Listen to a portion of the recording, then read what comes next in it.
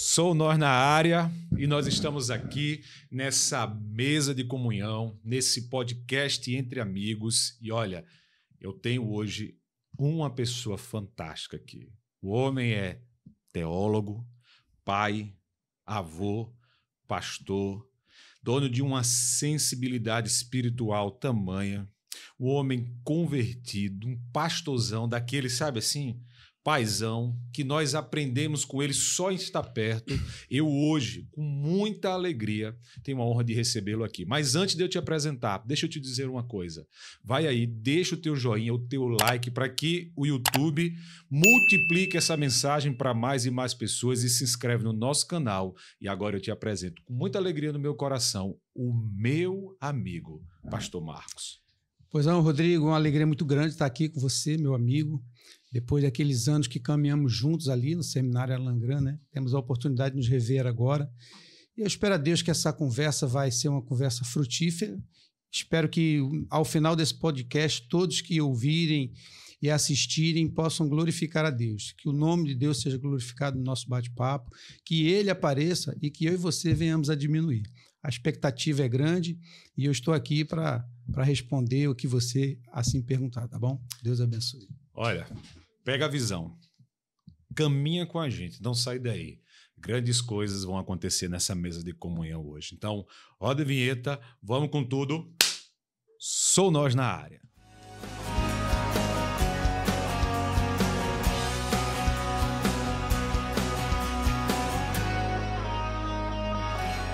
Meu amigo Marcos, seja muito bem-vindo a essa mesa de comunhão.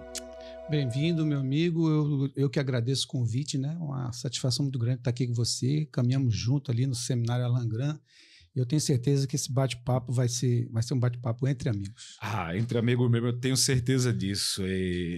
O melhor que a gente consegue construir nessa caminhada cristã é poder sentar à mesa com amigos. Nós fizemos isso durante quase 5 anos. Quase 5 anos. De seminário ali juntos. Quantas vezes, né, estudamos, conversamos, nos conhecemos melhor, falamos dos nossos sonhos, dos nossos planos pastorais, e hoje estamos aqui.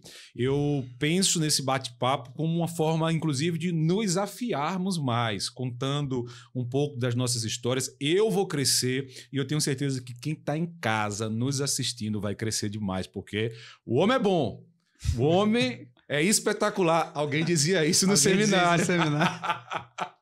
São coisas que a gente sabe, hein, Marcão?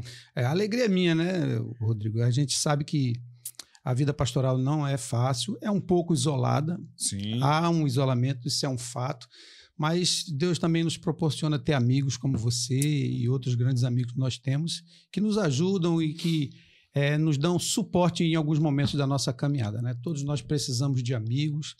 Não dá para caminhar no ministério pastoral de maneira isolada totalmente. Uma certa privacidade é importante, mas os amigos são fundamentais. Ai, que alegria. Olha, você que está nos assistindo, eu vou começar essa entrevista espetacular com esse homem de Deus.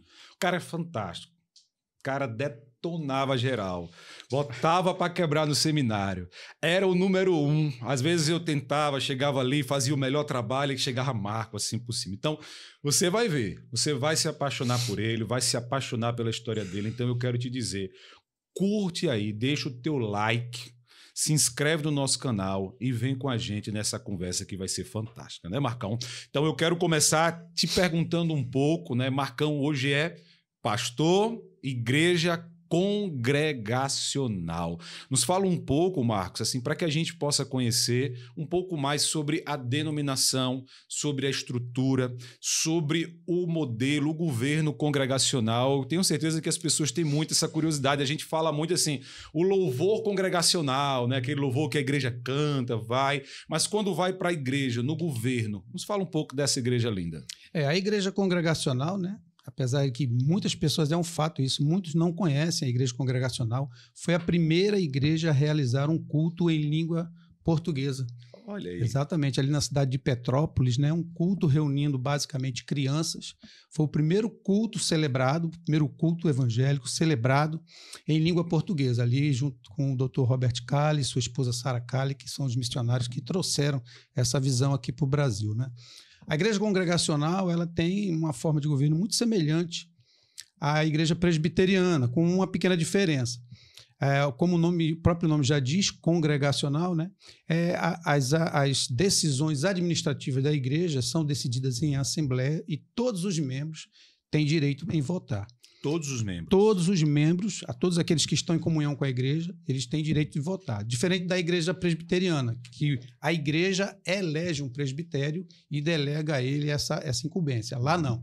Nós fazemos reuniões que nós chamamos de assembleias e trazemos os assuntos, e todo membro ele tem essa responsabilidade, mas também esse privilégio em votar e ser votado também para alguns cargos lá.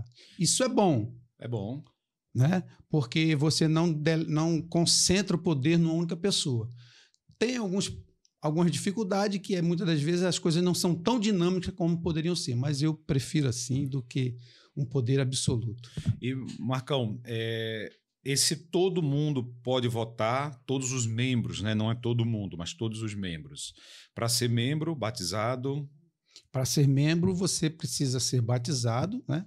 Não precisa ser batizado na igreja congregacional. Nós recebemos membros por transferência, né? Também de outras igrejas evangélicas, mas você precisa ser um membro que está em comunhão com a igreja, que frequenta a igreja. Está no rol Está no rol de membros da igreja. Aí você pode sim. Aqueles que estão ainda num processo, esses não podem votar. Menores de 16 anos, a gente...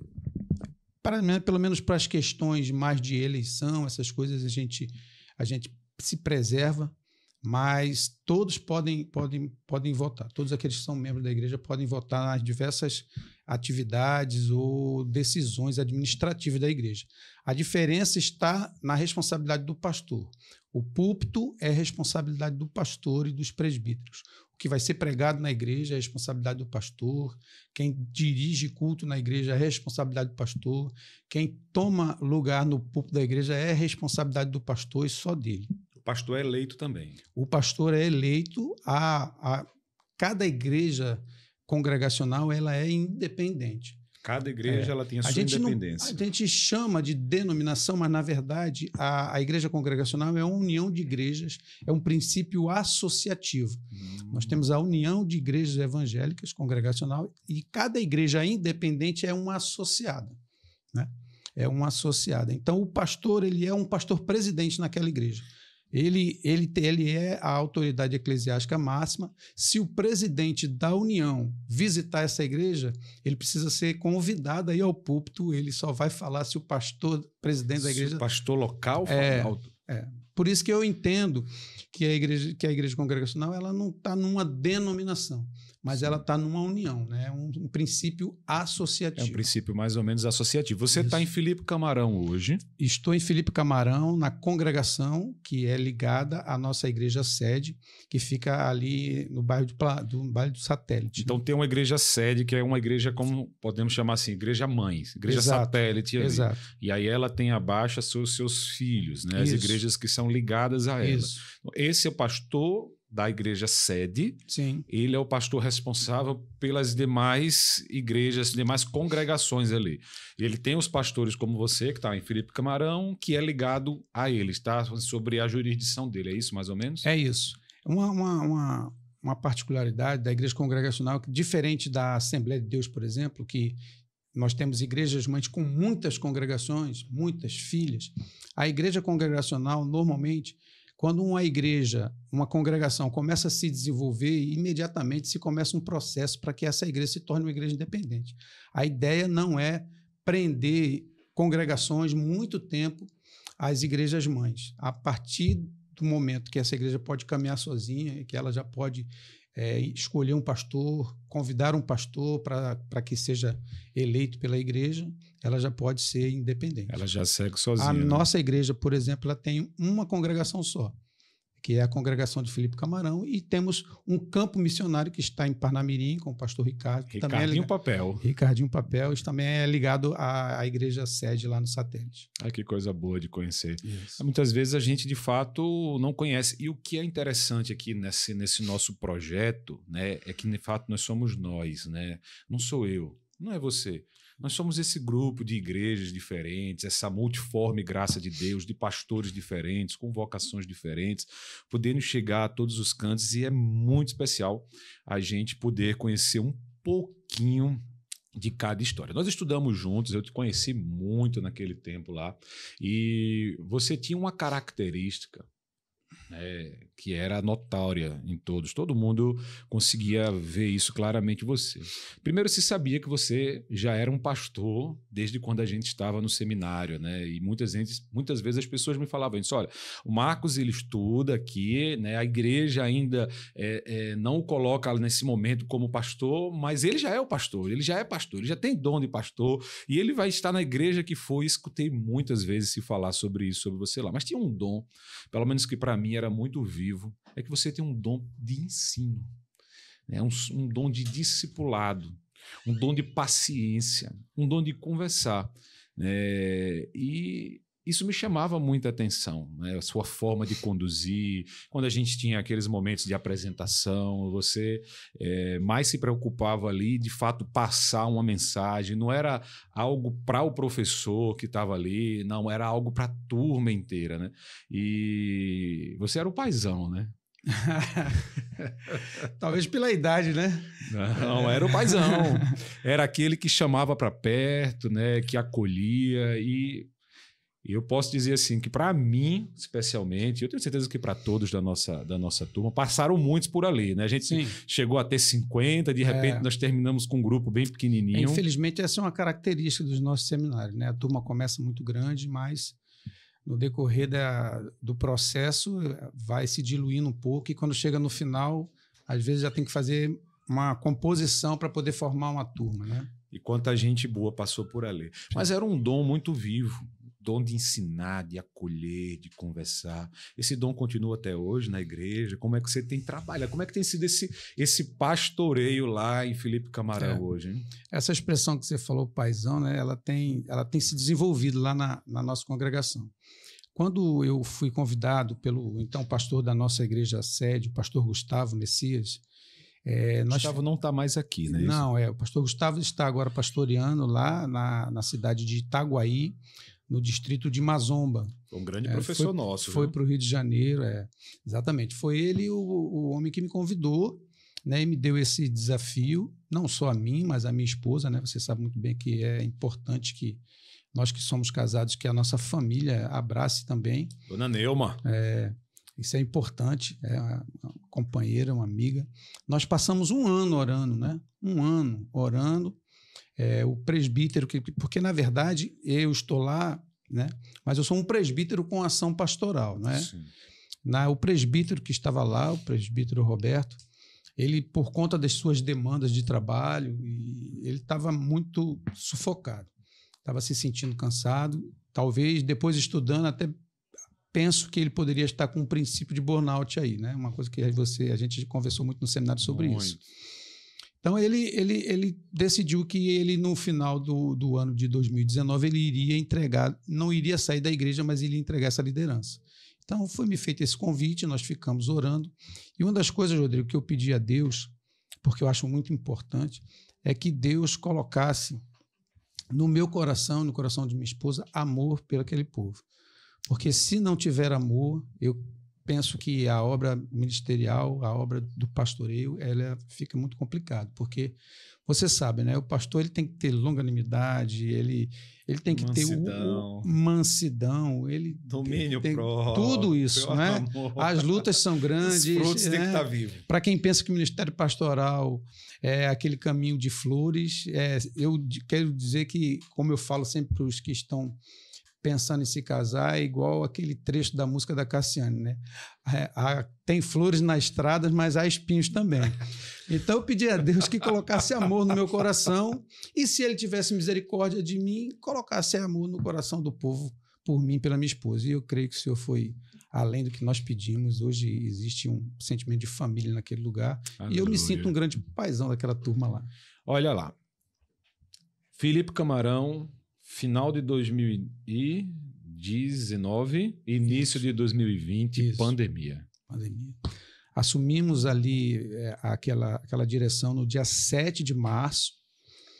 No domingo seguinte eu iria pregar, mas era Dia Internacional da Mulher, então convidei a minha amiga, né, Betânia, para estar pregando, esposa do pastor Davi Bezerra, convidei ali a Betânia para estar pregando, e na semana seguinte eu iria pregar pela primeira vez como dirigente da congregação. Já pregava algumas vezes lá visitando, né, sendo enviado pela sede, mas ia pregar pela primeira vez. Aí houve o decreto do Estado de fechar as igrejas. A pandemia chegou com força. E como a gente já conversou anteriormente, a gente entende que em todas as coisas, né, Deus está trabalhando. Né? Sim. Tudo coopera. Tudo coopera. Então, foi um momento muito difícil. Uma igreja num bairro pobre.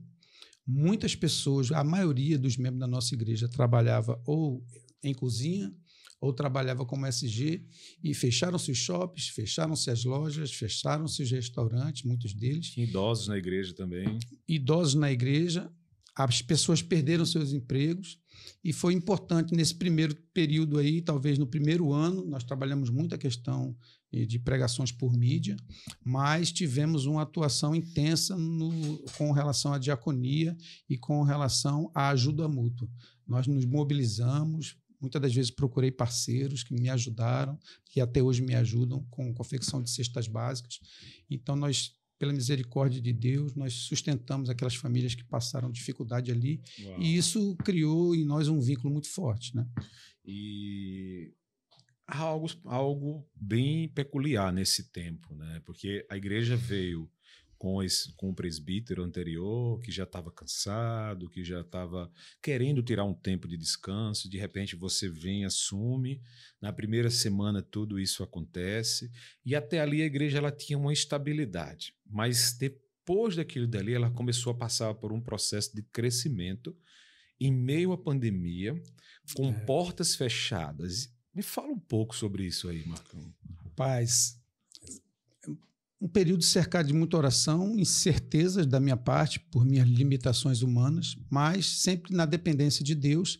Oramos muito e começamos dentro desse processo do cuidado com a igreja, e um cuidado no que diz respeito a socorrer as famílias, e isso causou um impacto na comunidade. Porque da mesma forma, e nos familiares dos membros da igreja, da mesma forma que nós tivemos condições de assistir os membros da igreja, o Senhor também nos deu condições de assistir muitos familiares ali, pessoas que estavam próximas daquelas famílias. Como a igreja não podia abrir, eu desafiei a igreja, até numa espécie de evangelismo, a dizer assim, eu desafio vocês a procurar saber na sua rua quem está passando necessidade, na sua rua quem está com dificuldade, e é você que vai ser o instrumento que Deus vai usar para abençoar essas pessoas. E começou a criar um vínculo, porque eu não consigo entender um crente que ele não se relaciona bem com seus vizinhos, um crente que não se relaciona bem com seus colegas de trabalho, um crente que não atrai, pelo contrário, espanta. Isso é um ponto especial, Marcão, porque assim, uma coisa que sempre me incomodou foi ver os guetos. Né? Eu não vim de origem evangélica, né? E quando eu me converti, né, estive numa igreja durante os últimos 10 anos, e no seminário a gente conheceu muitas igrejas ali, a gente conviveu acho, com uns 15, 20 igrejas diferentes. Sim. Passaram pessoas de todas as denominações. Eu era o mais estranho ali, né? Mas deixa isso aí quieto. E eu sentia muito esse grupo fechado, né? As igrejas sempre foram assim. Eu sou pentecostal, aí tinha assim a linhagem pentecostal mais assembleiana, o pessoal mais santo, aí tinha a linhagem pentecostal ali da missão evangélica, mais clássica, e aí você ia vendo esses passeios, aí tinha os congregacionais que por um tempo dominaram o seminário ali, que eram todos os mais abertos, os mais, né, solícitos, inclusive uma coisa que chamava atenção, os que mais buscavam estudar. Você via uma tendência de ensino, não sei se é porque o pastor Gustavo estava ali e era o pastor presidente ali da maioria do grupo, né? Mas chamava a atenção. Mas esse ponto que você falou é muito importante. As pessoas não se relacionarem, né? O crente não ter relacionamento com o vizinho, às vezes não tem na sua casa, né? Não tem na sua rua. E as igrejas não conversam. Então, é um clamor que eu tenho no meu coração, de convergência, sabe? Nós somos todos irmãos. Um dia estaremos lá em cima, debaixo de um só cajado, né? Numa só Assembleia Celestial. Aqui na Terra, nós fomos divididos em quartéis diferentes, mas nós temos um só general para glorificar. Então, esse trabalho que você fez, dos irmãos poderem conversar, eu tenho certeza que você tinha um congregacional ajudando um irmãozinho católico, ajudando um irmãozinho pentecostal, ajudando uns aos outros, né? É interessante quando Jesus pregou o Sermão do Monte, né? Primeiro ele apresenta o caráter do novo nascido em Cristo Jesus, um caráter que vem do alto, um caráter sobrenatural, Aleluia. Que são as bem-aventuranças. Aleluia. Mas ele diz o seguinte: agora que você foi revestido, você precisa sair e influenciar, você precisa ser sal e precisa ser luz. Então, nós trabalhamos muito essa perspectiva, né? Para que a igreja ela não fique fechada. Você usa a palavra gueto, eu posso usar bolha. Bolha. A igreja, às vezes, parece que está numa bolha. Ela se fecha, se tranca nas quatro paredes ali, do mundo, cada um por si. Mas na oração sacerdotal, o Senhor não falou assim: eu não peço que os tire do mundo, Pai, mas que os guarde do maligno. Porque Aleluia. nós estamos no mundo para fazer a diferença, né? Se a gente pensar, por exemplo, na função do sal, que era evitar o apodrecimento, Sim. a deterioração do alimento, da carne especificamente. E aí você fazendo uma analogia com a igreja no mundo ela está freando ou refreando a ação do pecado de maneira que o Senhor está trabalhando e está chamando dia após dia aqueles que são seus, né? Você falou do sal, mas ainda há a luz, né? Exatamente. Ela precisa servir como farol. E ela, né? precisa ser vista, ela não pode escolher. Sim. Não adianta o Senhor nos capacitar para que nós fechamos em nós mesmos. Você não foi capacitado, você não é abençoado como um fim em si mesmo, mas para que você agora possa ser um luzeiro, e você não tem luz própria, né? Nós refletimos a luz de Cristo. Aleluia. Essa é nossa vocação. Nós somos meio como aquelas luzinhas do aeroporto, né? Que as pessoas precisam ali para poder seguir. Eu penso o seguinte, Rodrigo: se no seu ambiente de trabalho você é alguém que é um legalista, que está só julgando as pessoas, você jamais vai ser um canal para abençoar ninguém. Você precisa ser solícito, você precisa estar ali como um caminho, né? Como um apoio. Então, se você vive o evangelho de maneira verdadeira, as pessoas começam a ver essa autoridade em você, não vê hipocrisia, ver amor muito mais do que julgamento. As pessoas vão te procurar e é nessa hora que você fala assim: eu vou te apresentar aquele que pode ser a solução, Jesus. Aleluia. Essa liderança pastoral, eu digo sempre que é algo que você não toma, não compra, você recebe. É legal ver esse dom em você, porque era algo também, eu volto muito a bater nisso, porque foi o tempo que a gente mais conviveu Sim. ali no seminário, né? Sempre foi uma liderança muito tranquila. Você falou assim, talvez eu seja o paizão por ser o mais velho da turma, mas eu não penso muito por esse lado. Eu penso que era algo mais por uma autoridade que você tomava, né? O Senhor Jesus, ele falava com autoridade, em todos os lugares. Então, a liderança de Cristo nunca foi tomada pelo poder que ele tinha, mas pela autoridade que ele tinha. E a gente tem vivido num tempo onde os líderes que se fecham cada vez mais, eles têm trabalhado o seu grupo, as suas ovelhas, as pessoas que congregam nas suas igrejas, sobre o poder que eles têm. As pessoas que verdadeiramente nasceram em Cristo, elas têm a tendência natural, elas têm o desejo, elas têm um impulso no seu coração de sair, de servir, de abraçar, de ajudar. Eu não consigo conceber, nos meus raciocínios lógicos, que uma congregação com 100, 200, 300 pessoas, ela tem em todo aquele grupo a necessidade de se fechar. Mas eu acredito que um líder tem a capacidade de fechar 300 corações. Então, o que a gente tem visto nesse tempo é isso. E uma particularidade que nós, pastores, precisamos tomar nessa nossa caminhada é entender o modelo de liderança que nós estamos tendo com os nossos irmãos. Se nós hoje lideramos por poder ou se nós lideramos pela autoridade, que as nossas ações falam por nós, que as nossas atitudes, os nossos gestos de carinho, de cuidado, de zelo. E isso foi uma coisa que eu sempre vi, eu posso mais uma vez falar, porque a gente conviveu muito e eu conheço ovelhas suas, né? São Sim. amigas minhas e por vezes me conversam, confessam, e são todas muito bem satisfeitas com o pastor que tem, com o modelo de autoridade, de ensino, de discipulado que você tem feito na igreja. E essa abertura, por exemplo, no último domingo eu tinha uma ovelha sua lá na igreja, que quando ela disse para você para onde iria, você disse o que para ela? Vá, minha irmã, e mande um abraço para o pastor Rodrigo. Infelizmente a gente não pôde estar presente lá, né, para também te dar esse abraço pessoalmente. Rodrigo, veja bem, quando o apóstolo Paulo ele escreve aos Coríntios na sua primeira carta, uma das questões que foram colocadas ali é que aquela igreja, os irmãos estavam se dividindo por causa de personalidade. Uns diziam eu sou de Paulo, outros diziam eu sou de Apolo, outros eu sou de Pedro, ainda tinha um grupo que dizia assim, eu sou de Cristo, que provavelmente é o pior grupo que tinha, porque era o grupo que dizia assim, eu não recebo autoridade de homem nenhum. Né? Mas Paulo trabalha aquilo ali. Você pensou bem. Nenhum desses líderes aí, tem o direito de falar nada. Mas, veja, quando Paulo desenvolve essa temática, ele vai dizer assim, vocês são meninos, porque se vocês estão brigando, isso não é motivo para eu crer que vocês ainda não amadureceram. Então, o que eu penso é que a igreja ela precisa caminhar para um amadurecimento. Então, quando você fica colocando o rebanho debaixo de sua autoridade, mas com uma opressão, você inibe esse crescimento. Sim. Você mantém propositadamente um certo analfabetismo teológico, e vai mantendo aquelas pessoas sob a sua batuta, sendo você a única fonte de recursos, sendo você o único caminho a ser... E não é isso. E elas não servem mais a Deus, elas passam a servir ao homem. A ideia é que essas personalidades vão ficando tão poderosas que a referência da igreja não é mais Cristo, mas elas.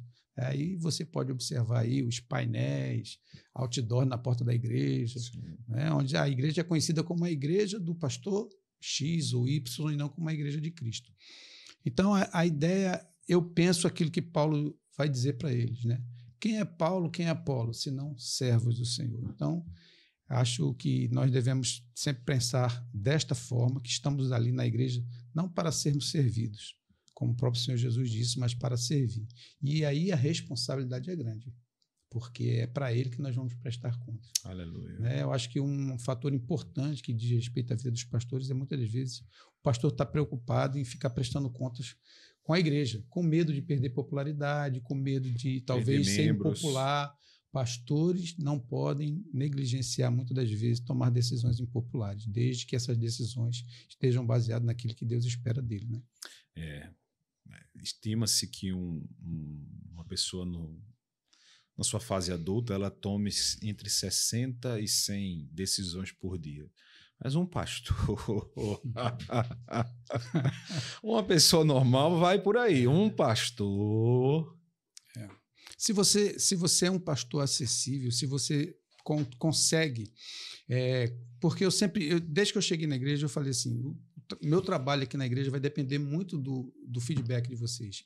Porque o trabalho pastoral não depende único e exclusivamente do pastor para com as ovelhas, mas das ovelhas para com o pastor. Perfeito. Se não houver uma confiança, se alguém não olhar para você e tiver confiança que você é alguém que Deus colocou ali para cuidar dele, que você é capacitado por Deus para ajudá-lo, e essa pessoa não trouxer os problemas quando os problemas começam, não adianta nada na hora que a bomba estoura, o problema chega nas tuas mãos, né? Eu queria até aproveitar para que a gente pudesse falar de um ponto que, para mim, é o cerne de um bom pastorado. Humildade. Sim. O que é que você poderia nos falar sobre humildade? Você sempre foi um pastor, um homem extremamente humilde, né, no seu modo de falar, de agir, de ensinar. E a gente tem visto muita soberba, né, nessa caminhada. Sim. Então, eu penso, Marcos, que a palavra-chave para um bom pastoreio é humildade. Nós somos chamados para andar com uma bacia e uma toalha. Sim. A lavar os pés uns dos outros, né? E quando a gente vê o apóstolo Paulo escrevendo aos Filipenses, ele nos mostra aqui no capítulo 2, nos versos... A partir do 5, né? A partir do 5. É toda uma história aqui de humildade, né? Quando ele diz... Eu faço assim, até de trás... Até um pouquinho antes, né? No 3, né? Até ele um pouco... começa, eu vou até de trás para frente, porque no 9 ele diz assim, por isso, Deus também o exaltou com sobremaneira, ele deu o nome que está acima de qualquer outro nome. Agora, esse por isso é por quê, né? Aí a gente volta lá para o 5, quando ele diz... Teve uma trajetória antes disso. Teve uma trajetória. Ele diz, Exato. tendo em vós o mesmo sentimento que houve em Cristo Jesus, que existindo em forma de Deus, não considerou o fato de ser igual a Deus algo que deve se apegar, mas pelo contrário, esvaziou-se de si mesmo, assumindo forma de servo e fazendo-se semelhante a homem. Se o próprio Deus se esvaziou de sua glória, quem somos nós, hein? Não há lugar no ministério para soberba, né? Quando Paulo fala isso aos Filipenses, ele estava especificamente tratando basicamente da situação de duas irmãs. Haviam duas irmãs que eram duas irmãs abençoadas, que abençoaram muito o ministério do apóstolo Paulo, que é e que elas, como posso dizer, talvez não estavam se bicando. E como eram personalidades fortes, que exerciam duas irmãzinhas. Então, essas duas irmãs, elas tinham uma liderança na igreja. Então, quando um grupo estava presente, o outro grupo não queria se envolver, e vice-versa. E Paulo vai usar o exemplo de Cristo para trazer essa questão que é fundamental na igreja, que é a unidade da igreja. Mas para uma igreja ter unidade, a humildade é fundamental. Se a gente voltar ao texto do Sermão do Monte, o Senhor começa as bem-aventuranças dizendo assim, bem-aventurados, Mateus 5, né? Isso. Mateus 5, diz assim, o Senhor diz, bem-aventurados são os pobres de espírito. Quem são os pobres de espírito? Os pobres de espírito são aqueles que olham para si e percebem a sua falência espiritual, que não tem nada para apresentar a Deus. O que temos para apresentar a Deus? Apenas mãos vazias. Se eu não tenho nada, tudo foi um ato de graça de Deus, um ato de misericórdia, ou seja, Ele não me deu o que eu merecia, porque como pecador que sou, o que eu merecia era o salário do pecado, que é a morte. Mas Ele olhou para mim e teve graça, misericórdia. Não me deu isso. E o que é que Ele me deu? O que eu não merecia, a salvação em Cristo Jesus. Aleluia. Então, se nós temos esse traço da personalidade que foi colocado pelo Espírito Santo quando nós nascemos, que é a pobreza de espírito, ou seja, um espírito que reconhece que não tem nada para oferecer, isso automaticamente vai gerar humildade em nós, né? E essa humildade não é fraqueza, pelo contrário, ela é força, ela é poder, né? Exatamente. Aí vem a mansidão. Porque o que é mansidão? Mansidão é aquele que tem direito, não exerce o seu direito por um bem maior. Aleluia. É aquele que tem o controle das suas emoções, o domínio próprio. É aquele que, por causa do evangelho, ele abre mão dos seus direitos. Por causa do evangelho, ele é paciente. Por causa do evangelho, ele dá a vez ao outro, ele considera o outro superior a si mesmo. Então, eu penso que no meu ministério eu tenho procurado viver isso, né? Uma luta constante, porque aqui ainda há uma carne, uma natureza caída, que está militando o tempo todo com a minha natureza espiritual, né? O Espírito Santo e a minha natureza estão em conflitos, mas graças a Deus, né? Que hoje a lei, a gente não lida mais com a lei, não se relaciona mais com a lei de Deus como algo que vai me condenar.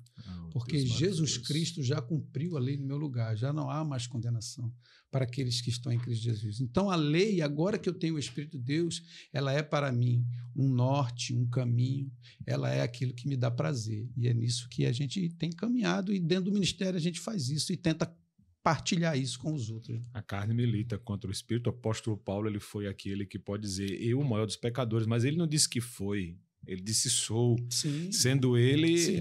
já aquele veterano, apóstolo, preso pelo evangelho, Sim. em cadeias, correntes, chibatadas, apedrejamento, picada de cobra, naufrágio, né? Ele é aquele que pode dizer: onde abundou um pecado, superabundou a graça, né? E o Espírito Santo tem feito isso até os dias atuais e vai fazer eternamente no coração daqueles que aceitam a Jesus como o único, suficiente Senhor e Salvador de suas vidas. Existe uma doutrina, né, que nós chamamos de perseverança dos santos, mas muitos, né, estudiosos dizem, e eu concordo com ele, que deveria se chamar perseverança de Deus pelos santos, porque é Deus quem persevera por nós. O amor que insiste em nos amar. É Ele que nos conduz, é Ele que nos renova, é Ele que nos levanta quando caímos. É Ele que faz tudo, Rodrigo, do princípio ao fim. É Ele, sempre Ele.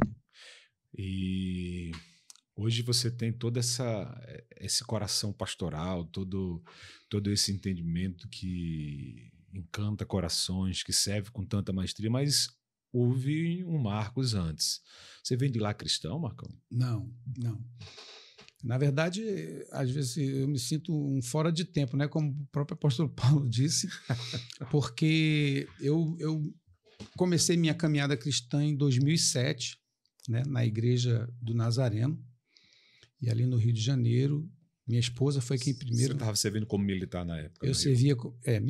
minha carreira toda praticamente foi no Rio de Janeiro, né? Eu sou pernambucano. Aí saí daqui com 17 anos, saí de Pernambuco com 17 anos em direção ao Rio de Janeiro. Lá fiquei até o ano de 2011, quando vim para cá. E em 2014 eu fui para a reserva. Nós começamos nossa caminhada na Igreja do Nazareno. Minha esposa começou a frequentar a igreja. Aí eu comecei a acompanhá-la. Ela primeiro. Ela primeiro. Eu comecei a acompanhá-la aos domingos.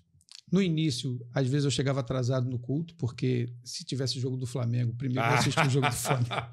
Esse é o maior flamenguista que eu conheço, viu? Primeiro assisti o jogo do Flamengo, quando acaba falava assim, daqui a pouco eu chego lá. Aí eu chegava no decorrer do culto. À medida que foram passando as semanas, eu comecei a perceber que eu tinha mais interesse de ir para a igreja do que acompanhar o jogo do Flamengo. Sim. E aí o Senhor começou a trabalhar no meu coração. Você tem certeza, Marcão? O quê? Tinha mais interesse mesmo? Sem dúvida nenhuma. Glória a Deus por isso. Esse coração bate forte, viu? Eu penso, abrindo um parênteses aqui, que às vezes isso é uma questão mal interpretada. As pessoas pensam, Rodrigo, pelo fato de nós sermos cristãos, que nós não podemos mais torcer por um time de futebol, se alegrar, vibrar, praticar esporte. Tem muita gente que está pensando sobre isso, não tem nada a ver. Não tem nada a ver. Então, ali, minha esposa começou a frequentar e eu comecei a acompanhá-la. E um belo dia, a Igreja do Nazareno é uma igreja arminiana, tem todo aquele rito de levantar a mão, ir à frente. Então, eu comecei a sair de casa em direção aos cultos, convicto que se o pastor fizesse o apelo, eu iria à frente. Entretanto, quando chegava na hora do apelo, eu sentia como se tivesse com um peso em uma das minhas mãos, porque é um conflito muito grande. Eu sempre gostei de pagode, de churrasco, futebol, e eu achava que isso tudo não era compatível com uma vida cristã. E eu tinha muito medo, primeiro de desapontar a Deus, veja a minha ousadia, né? Tinha medo de desapontar a Deus e desapontar também a minha família. Sim. Então eu convivi durante um período com esse conflito, até que um dia eu cheguei para mim mesmo e disse que agora eu precisava que Deus falasse comigo. E foi quando o Senhor me deu uma experiência muito forte no dia do meu aniversário, na véspera do Dia dos Pais. Né? Eu venho de um primeiro casamento, ainda antes de conhecer a Cristo. Foi a Gabriela? Gabriela e o Gabriel, né? Meus dois filhos. Então eu estava me preparando para ir buscá-los para passar o Dia dos Pais comigo e eu fui consertar um ar-condicionado de uma vizinha nossa lá, que é uma das minhas atribuições na Marinha. E ao entrar na casa dela para devolver o ar-condicionado à tarde, dali eu ia buscar meus filhos, entrou um rapaz armado que me confundiu com um policial e ficamos ali 40 minutos ele dizendo que ia me matar. 40 minutos. Enquanto ele dizia que ia me matar, eu que estava cheio de medo sobre as minhas decisões, em momento algum eu falei de mim mesmo, eu só dizia que Jesus tinha algo melhor para a vida dele, que ele abandonasse essa vida, que Jesus não tinha sonhado aquela vida para ele, e comecei a falar de Jesus para ele até o ponto que ele desistiu momentaneamente de me matar, saiu Depois que ele saiu, um instante depois ele entrou e apontou a arma na minha cabeça e disse, não, é você, vai morrer agora. E quando ele apontou a arma na minha cabeça, eu levantei minha mão e falei assim, baixe a arma em nome de Jesus. Ele voltou? Ele saiu depois de 40 minutos. Quando eu respirei, aliviado, ele entrou na casa de novo com a arma em punho, dizendo, não, é você mesmo, vou lhe matar agora. Quando ele colocou a arma na minha cabeça, eu estendi minhas mãos e falei, baixe a arma em nome de Jesus, porque você não vai me matar, porque agora eu sei que Deus está me chamando para servi-lo. E Deus tem plano na minha vida, não vai permitir que eu morra agora. E aí fiquei com a mão e rígido no seu rosto, e ele foi baixando a arma. E aquele peso que outrora estava nos meus braços, parece que foi transferido para os braços daquele rapaz. Ele baixou as mãos, saiu. Daquele dia em diante, eu voltei para minha casa, entrei no meu quarto, mais uma vez, orei, já crente sem saber, e disse a Deus, agora eu sei que não é na minha força, é na tua força. Eu tenho certeza que eu sou fraco, mas eu também tenho certeza que o Senhor não vai deixar eu fracassar. E estou aqui até agora, né? Talvez não alcançando as expectativas de muitos. Quando eu voltei naquela semana no trabalho e disse, entreguei minha vida a Cristo, alguém disse lá, olha, eu não dou 15 dias para você sair. E eu estou aqui até agora. Aleluia. Contrariando, né, as expectativas. Só pela graça de Deus. Só pela graça de Deus. E aí, essa conversão se deu no momento que você estava lá na Nazareno. Igreja Arminiana. Igreja Arminiana. E hoje você é um calvinista convicto amilenista. Isso. Duas doutrinas que... Totalmente contrárias. Totalmente contrárias. Isso. Então eu queria que você pudesse também explicar para aqueles que nos assistem, que tem um pouco de dúvida sobre arminianismo e calvinismo, né? Você que já esteve de um lado, hoje está de outro, o que é que te levou a essa mudança? Nos explica um pouquinho sobre isso. Depois que eu vim aqui para o Rio Grande do Norte, eu estive congregando ali na ADVEC, né? Assembleia de Deus Vitória em Cristo, que é uma igreja também arminiana. A doutrina arminiana, né, é uma doutrina que ela crê que um dos pontos que eles acreditam é que ainda restou no homem, né, um facho de luz que o faz desejar a Deus, querer a Deus e buscar a Deus, né, aquilo que os teólogos chamam de eleição preveniente, né? Mas ao estudar, comecei a fazer um seminário, fiz 3 anos de seminário ali naquela igreja, e aí eu me deparei com a doutrina calvinista, a doutrina reformada, e comecei a estudar, porque aquilo conflitou. Será que foi eu que aceitei a Cristo, ou foi Cristo que me aceitou? Será que eu posso perder a minha salvação, ou a obra de Cristo é suficiente e ela é definitiva? Começou esses conflitos na minha mente, eu fui procurar estudar, e ao me debruçar nos estudos, eu realmente fiquei apaixonado pela doutrina calvinista, porque ela traz uma tranquilidade muito grande para mim em saber que Deus me elegeu antes da fundação do mundo, Aleluia. Que Ele, na história, me chamou de maneira irresistível. Às vezes a gente pensa que, não, dá uma chance para Jesus. Como dar uma chance para Jesus? Né? Houve um dia na história, e eu sou prova disso, né? Naquele momento específico, onde eu percebi realmente que Deus estava me chamando de uma maneira irresistível. Todas as minhas dúvidas, na hora que aquele homem estava com a arma na minha cabeça, caíram por terra, porque eu sabia que ali era o Senhor que estava me chamando, e se Ele estava me chamando, era Ele que iria me guardar, me fortalecer e me renovar. E aí, como eu já ensinava na escola bíblica dominical, como eu já pregava na igreja, eu era um obreiro naquela igreja, um diácono. Isso na igreja na ADVEC, eu achei que era um pouco incompatível e que eu poderia, de alguma forma, ser uma pedra de tropeço ali naquela igreja, uma igreja amada, uma igreja que me acolheu com muito amor, onde eu aprendi muito, né, sobre 3 pastores ali, né? Aprendi bastante com aqueles homens, pastor Calmon, o pastor Anderson, que é o atual pastor da igreja, homens que me ajudaram muito nessa caminhada.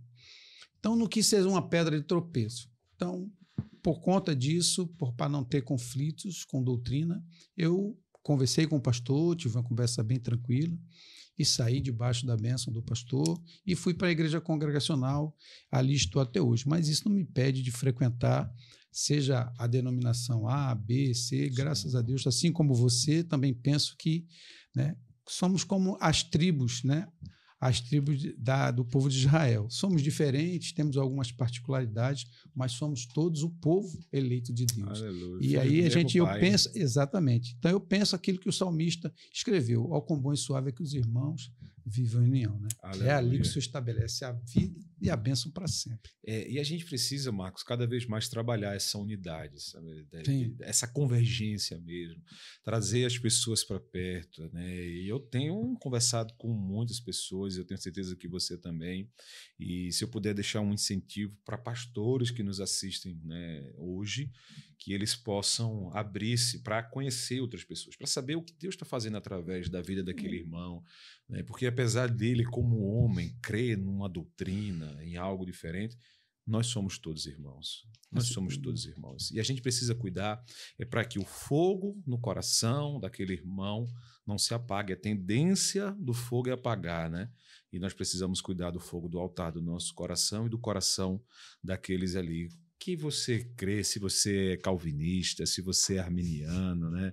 Isso não vai trazer diferença nenhuma. Como eu digo, nós que estamos em Cristo estaremos um dia debaixo do mesmo cajado, na mesma Assembleia Celestial. E aí a gente vê muita confusão na igreja. Um dos pontos é calvinismo, arminianismo, né? Mas há outros, e um deles, Marcos, amilenista. Todo calvinista é amilenista? Não. Na verdade, o termo amilenismo, ele talvez não tenha sido bem escolhido, porque o prefixo a, ele denota negação. É como se nós negássemos o milênio. Não milênio. Não milênio. E, na verdade, não é isso, né? Porque para os amilenistas, o milênio ele já está no seu transcurso. Desde que Jesus chegou, o milênio já começou, o reino já chegou, né? E aí a diferença maior é essa. Eu vinha da igreja, tanto a Assembleia como a Igreja do Nazareno, que são pré-milenistas, né? Eles acreditam verdadeiramente que a igreja não passará pela grande tribulação, né? Eu gostaria que isso fosse verdade, né? Mas eu assim, não vejo muito isso nas Escrituras. Até o próprio apóstolo Paulo, ele vai deixar claro que se não fosse por causa dos eleitos, né? Se não fosse esse tempo de sofrimento, ele vai ser abreviado por causa exatamente dos eleitos. Então significa que os eleitos estarão lá, né? Infelizmente, a oração passando dos santos, né? Dos mártires, daqueles que já... Então, como a milenista, eu entendo que o milênio já começou na primeira vinda do Senhor Jesus e ele vai se estabelecer até a volta de Jesus, onde ali ele vai definitivamente lançar Satanás, seus anjos e todos aqueles que negaram a Cristo, né, no tormento eterno, né? E vai se iniciar esse novo tempo, que é o novo céu, a nova terra, aquilo que nós esperamos. Aleluia. Essa aqui é a nossa esperança, né? Sim. Essa aqui é a esperança que eu acho que uma das coisas que os pastores precisam, principalmente no tempo que estamos vivendo, um tempo de tanto sofrimento, um tempo de tanta dificuldade, os pastores precisam atentar para apontar a igreja para a volta de Jesus, essa profecia que vai se cumprir. Tudo aquilo que foi predito a respeito de Jesus já se cumpriu, está se cumprindo e vai se cumprir. E ele mesmo foi quem disse aos seus discípulos que ele iria para o Pai, iria preparar lugar, mas que ele também voltaria. Então, hoje a igreja, eu vejo a igreja evangélica, acho que o censo vai mostrar que a gente, se nós não passamos ainda o número, por exemplo, dos católicos, já estamos bem próximos a ele. Hoje temos igreja evangélica em todos os bairros e, às vezes, parece que há uma concorrência, uma igreja aqui, outra igreja 2, 3 casas abaixo. Então, o número de evangélicos está crescendo demais. Mas eu percebo que há um movimento que parece que os evangélicos estão muito mais preocupados com as coisas do tempo presente do que com as coisas eternas. E toda a Bíblia mostra que a nossa expectativa deve estar na eternidade. Aleluia. E não nos tempos presentes. Sim. O tempo presente, Jesus já disse, é de aflição. Ele disse, no mundo tereis aflições. Paulo vai dizer que a nossa leve e momentânea tribulação não pode ser comparada com um peso de glória que nos está reservado. Então, a vida do cristão não é livre de sofrimentos, de dificuldades. Não. O cristão também, nesse sentido, não está numa bolha isento e protegido, não. Ele vai passar por tudo isso. Agora, diferente das pessoas que, sem Jesus, o cristão está na expectativa e na esperança da volta do Senhor Jesus e do estabelecimento desse novo tempo, que é o novo céu e a nova terra, onde nós vamos ter um corpo glorioso, onde diz a Bíblia que ele vai colher dos nossos olhos toda lágrima, que significa que não vai haver motivos para choro, talvez choro de alegria. Amém. Não sei, Deus sabe, né? Deus Mas sabe de tristeza, certamente não. Então, essa é a expectativa nossa e é isso que nós temos falado para a igreja. Né? Eu penso muito sobre esse ponto que você levantou, que talvez as injustiças, né, desse tempo presente tenham causado muito esse sentimento na vida do crente, né, na vida de todo cristão, esse senso de injustiça. Né? E um recado que eu tenho sempre tentado passar para as pessoas que me procuram nesse sentido é: não espere justiça aqui. A justiça ela vai ocorrer. Né? Todos nós estaremos presentes no tribunal de Deus, todos. Para alguns estará lá carimbado, né, o seu certificado da vitória, tetelestai, escrito com tinta vermelha do sangue de Jesus. Está pago, está consumado. Né? Para outros, não. Então, a grande justiça que nós precisamos ter em mente e dela esperar é a justiça eterna de Cristo. Algumas vezes ele pode agir com justiça nessa terra, sobre a vida de alguns, outras vezes não. E é uma marca que a gente tem visto acompanhar muito, né? Muitas vezes as pessoas incomodadas pelo sucesso, pelo crescimento, pela prosperidade dos ímpios, né? A falta de justiça sendo derramada sobre a vida dele, e muitas vezes aquele que, né, vive num espectro de religiosidade acha que está sendo derramado sobre ele certa injustiça. Então, eu acho que esse mecanismo de achar que o tempo presente é um tempo de muita injustiça tem causado muito esse tipo de ferida e tem aberto esse caminho tenebroso aí na vida de muitos. Essa expectativa de uma vida de prosperidade aqui nesse tempo vai causar essa frustração. Mas a Bíblia ela não deixa muita dúvida quanto a isso. A Bíblia diz que Deus manda a chuva para o justo e para o injusto, como também o sol, ele vem para justos e para injustos. É o que nós chamamos, né, de uma graça comum. Sim. Que é a graça de Deus para que o mundo não se autodestrua, porque ele está realizando a sua obra redentiva. Mas em nós, a nossa expectativa, Rodrigo, não é, eu digo sempre isso lá na igreja, né? Você trabalha numa igreja no bairro pobre, é isso. Você quer prosperar, isso não é pecado. Trabalhe.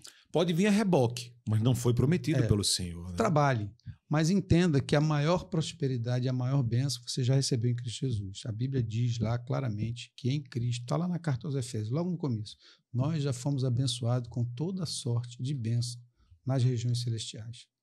Justificação, glorificação, perdão de pecados, novo nascimento, tudo isso são bênçãos que provêm de Deus para nós e que são mais importantes. Eu acho que a gente perdeu um pouco o senso que nosso maior problema é que um dia nós estaremos, como você diz, diante do Todo-Poderoso para prestar contas a Ele. Aleluia. E aí o que temos para apresentar a Ele? A força do nosso próprio braço, nosso orgulho, nosso dinheiro, nossa...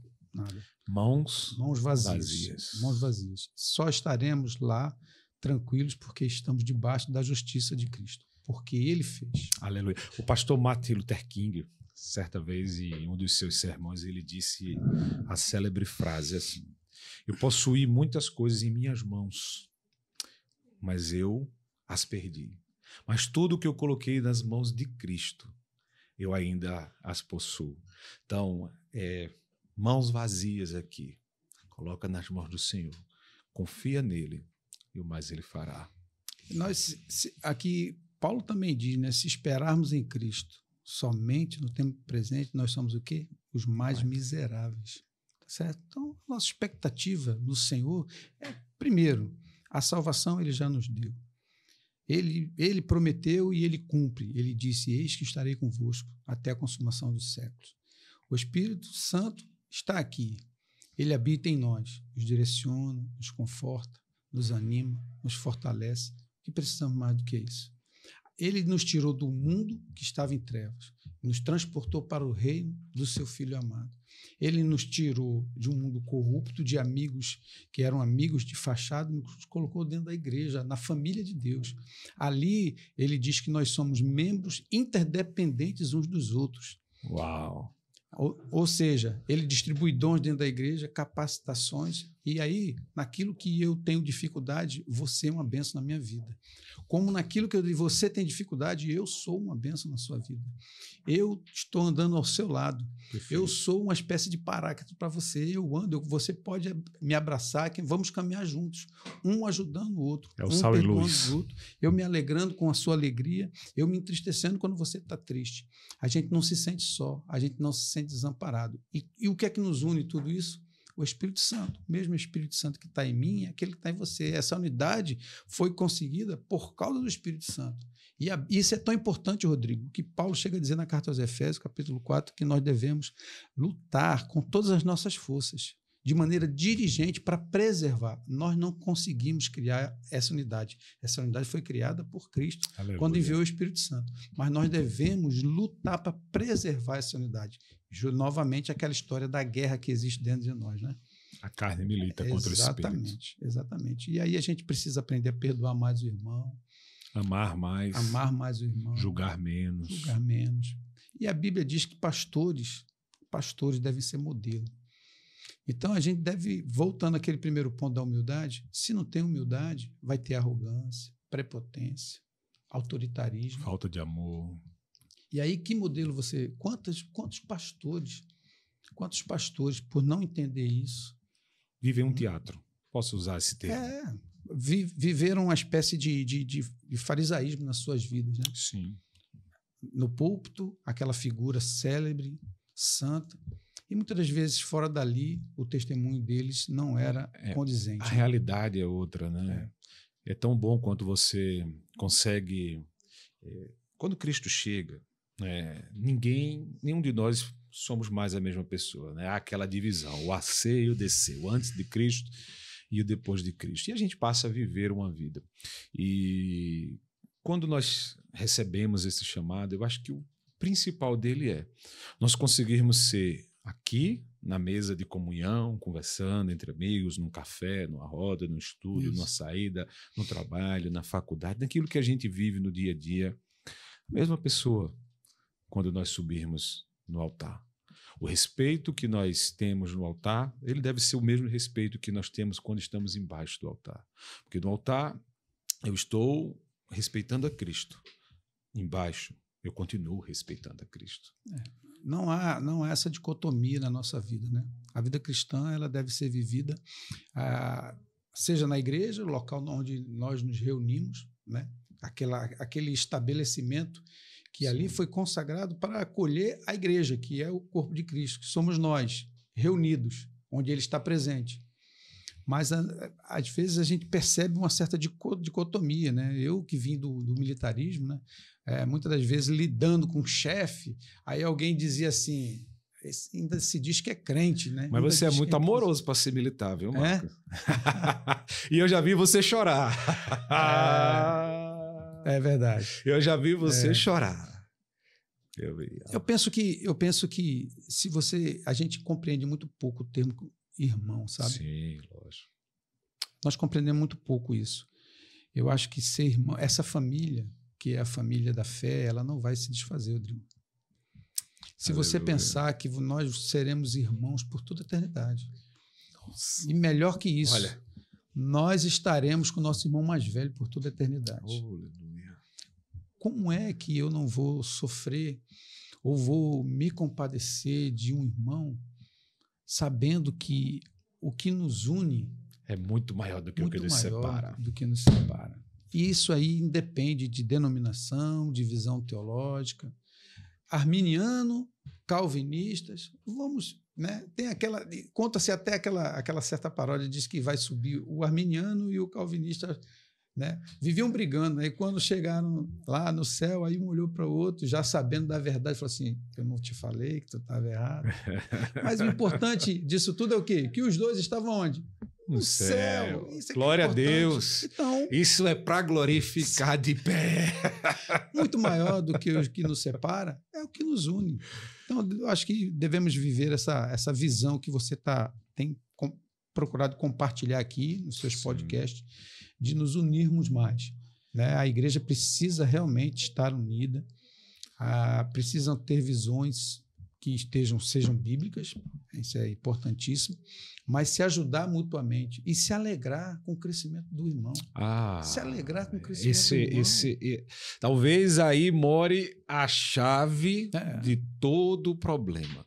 Essa competitividade entre igrejas, né? E os pastores têm ciúme do louvor, têm ciúme do membro, e tem ciúme do diácono, e tem ciúme de tudo, porque acha que a todo momento aquela pessoa vai sair da sua igreja.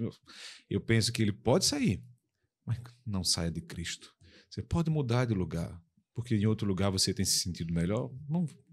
Eu não vou entender isso como um problema. Mas eu vou entender um grande problema na minha vida. Se eu um dia fui seu pastor e hoje você não está mais em Cristo. Esse é o que dói. Esse é que é o maior problema. Né? Eu penso que assim, a imaturidade às vezes causa isso. Né? Mas o ministério pastoral ele tem que se imaturidade, mas você vai encontrar pastores com 15, 20, 30, 40 anos de ministério com essa mesma imaturos para muitas coisas, mas nesse aspecto, porque é aí que mora um outro problema. A falta de humildade, de soberba. Isso impede o crescimento. Né? Sim. Isso impede o crescimento. E o crescimento ele deve levar à maturidade. Então, você observa, por exemplo, o apóstolo Paulo. Um homem impetuoso, né? Quase uma fera indomável. Ele está fazendo as missões e dentro do grupo sai ele, Barnabé, e começa a caminhar com ele João Marcos. Sim. Né? João Marcos. Mas em determinada saída missionária, João Marcos diz que não vai poder ir mais. Paulo certamente ficou muito chateado. Aí depois, vamos sair em missão de novo, aí chega Barnabé e fala assim, olha, vai comigo, João Marcos. Aí Paulo fala, comigo não vai. Mas tudo estava dentro de um propósito de Deus. Ali nós tínhamos uma dupla de missionários. Agora, Barnabé vai para cá, Paulo pega Silas e vai para lá. Mas Paulo ficou experiente lá na frente. Só que quando chega lá na frente, que Paulo vai escrever sua carta a Timóteo, sua segunda carta, aí ele fala assim, me traz João Marcos, porque ele me é útil. É muito útil para o evangelho. Então, chegou uma hora que ele entendeu que os propósitos maiores são os propósitos do reino e não nossos próprios propósitos. Né? Eu te falei que ia ter uma surpresa. Diga aí. Esse seu jeito pastoral me traz essa mensagem que eu queria ler para você. E ela diz assim: a Igreja Congregacional do bairro de Felipe Camarão louva ao nosso Deus por sua vida, pastor Marcos. Temos visto um homem temente a Deus, diligente com o espírito e pregação da palavra de Deus, que tem servido a igreja com dedicação, atenção, zelo, coragem e amor. Mansidão e humildade estão em seu coração. Temos vivenciado isso nestes últimos 3 anos. Pastor que visita as ovelhas, que se preciso for ficar horas no hospital com uma de suas ovelhas, como já aconteceu. Porque amar as ovelhas que o Senhor lhes confiou é um dom, um chamado, uma vocação que pulsa em seu coração. Pastor que sempre diz no púlpito que o povo de Deus é o povo mais alegre da face da terra, porque Jesus os salvou. Pastor que tem sabedoria, domínio próprio. E um pastor que às vezes parece um menino chorando quando reconhece o grande amor de Deus na sua vida em meio a uma pregação. Assim é o nosso pastor, acessível a todos, amigo, irmão, aquele que reconhece que não é um super pastor, mas que também é ovelha do bom Jesus. Nós nos alegramos com a sua vida. Nós te amamos pastor Marcos? Rapaz, aí ficou difícil agora, né? Quando eu cheguei lá em Filipe Camarão, eu pedi a Deus que, como eu te disse, colocasse amor no meu coração, né? Eu não sei quais são os planos de Deus para a minha vida. Sinceramente, eu descanso em Deus. Mas eu acredito que eu ainda vou passar muito tempo ali em Filipe Camarão. Aleluia. E que é naquele lugar que o Senhor vai, talvez, me deixar descansar. Eu tenho todos como minha própria família, muitos como filhos, outros como amigos e irmãos, outros como a nossa irmã Francisca, nossa vovó Francisca, como uma mãe. E eu só peço a Deus que, assim, que não deixe que eu atrapalhe o agir dele naquele lugar. Amém. Que ele continue me dando graça, porque sem a graça de Deus nada eu vou conseguir fazer. Que ele, por vezes, quando eu me destempero, que ele rapidamente me coloque no lugar de novo, porque, como até foi dito aí, né? Não posso querer a alcunha de ser um super pastor, porque eu não sou melhor que ninguém. Eu tenho dito lá que nós não somos melhores. Ninguém é melhor que ninguém. Cada membro é tão importante quanto o pastor. Porque imagine, Rodrigo, alguém que está aflito e desiludido. E, de repente, quando ele chega na igreja, aquela pessoa que está na portaria dá um abraço nele, bem apertado. Amém. E fala assim, que bom que você chegou. E recebe ele com um sorriso. Aquela pessoa, naquele momento, foi a pessoa mais importante da vida daquela pessoa. Então, não há ninguém no corpo de Cristo que seja melhor. Nós somos interdependentes uns dos outros. O que seria da boca se não fosse o ouvido? O que seria do ouvido se não fosse os olhos? Amém. E assim vai. O importante é que estamos todos debaixo do mesmo governo, o governo de Cristo. Aquele povo é um povo querido. O ministério pastoral não é fácil, é solitário. Se você realmente receber um chamado de Deus, você vai se envolver, você vai chorar com aquele povo, você vai sofrer com aquele povo.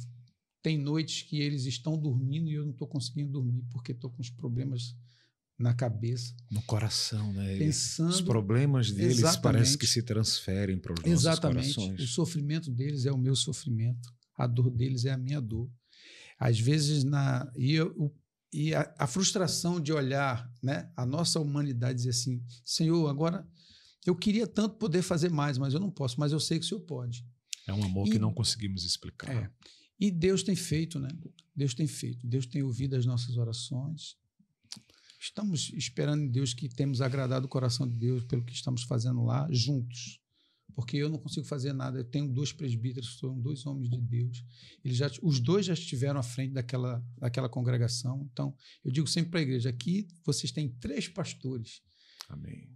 Que amam essa igreja. Você falou um pouco aí, talvez, de ciúme, de medo ministerial, de dúvida. Isso não acontece. Isso não acontece lá. Né? Eu sei que, se eu não tiver, quem está na igreja, seja o presbítero Algério, seja o presbítero Roberto, eles amam aquela igreja tanto quanto eu amo, eles amam a obra ministerial tanto quanto eu amo, e eles estão aptos. Eles vão assistir esse podcast. Eu espero que sim. Né? Meu amigo. Prazer grande, hein? Foi uma honra estar com você mais uma vez. Minha. Agradeço aí pelo convite, né? Agradeço a turma aí que estava por trás das câmeras dando esse suporte todo. Muito obrigado por ter aberto essa oportunidade, ter falado um pouco, né, principalmente, não de mim, mas principalmente lá da nossa igreja, que está ali na Rua Santa Cristina, número 174, Amém. Que as portas estão abertas. Espero um dia a gente ter a oportunidade de lhe receber lá para compartilhar a palavra. Né? Será uma alegria. Dentro desse intercâmbio, né, você sabe que as portas lá estão abertas para você. É uma honra. E a gente vai seguir. Manda o meu abraço para esse povo querido, Amém, esse povo que você ama. Se você ama, eu já amo, é o povo de Deus. E nós caminhamos juntos. Gente, você que nos assistiu aqui até o final, eu tenho certeza que está tremendamente impactado com essa história, conhecendo mais sobre aspectos teológicos, sobre vida pastoral, sobre igreja, sobre o que é ser igreja. Então, antes da gente terminar, se você ainda não deixou o seu like, olha, esse é o momento. Deixa o teu like para que o YouTube possa enviar esse nosso vídeo para mais e para mais pessoas. E aproveita, se inscreve no nosso canal, que estamos sempre atualizando com conteúdos especiais para a sua vida e para o seu crescimento em Cristo Jesus. Muito obrigado, Deus te abençoe. Até o próximo podcast. Sou nós. Vamos junto. Amém.